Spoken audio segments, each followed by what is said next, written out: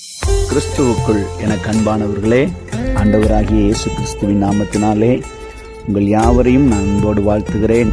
இந்த நாளில் உங்களை சந்திப்பதிலே நான் மிகுந்த மகிழ்ச்சி அடைகிறேன். சங்கீதம் 46 அதிகாரம் 1வது வசனம் இப்படி சொல்லுகிறது: தேவன் நமக்கு அடைக்கலமும் பலனும், ஆபத்து காலத்திலே அனுகூலமான துணையுமானவர் என்று வேதம் சொல்லுகிறது.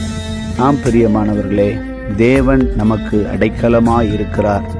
நம் வேதத்திலே வாசிக்கிறோம் ரூத் என்ற ஒரு ஸ்திரியை குறித்து.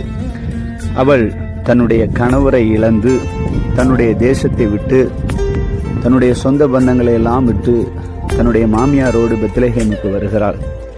அங்கே அவளுக்கு எந்த ஆதரவும் இல்லை, எந்த அடைக்கலமும் இல்லை.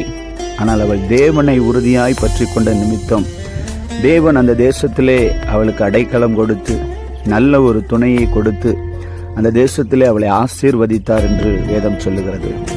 இதை கேட்கிற எனக்கு அன்பானவர்களே, ஒருவேளை உங்களுக்கு இந்த பூமியில எந்த அடைக்கலமும் இல்லாமல் இருக்கலாம்.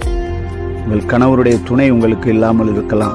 உங்களுடைய பிள்ளைகளுடைய துணை உங்களுக்கு இல்லாமல் இருக்கலாம். உங்கள் பெற்றோர்களை நீங்கள் இழந்திருக்கலாம்.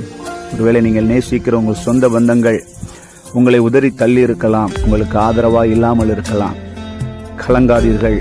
வேதம் சொல்லுகிறது, தேவன் நமக்கு அடைக்கலமும் பலனும், ஆபத்து காலத்திலே அனுகூலமான துணையுமானவர் என்று.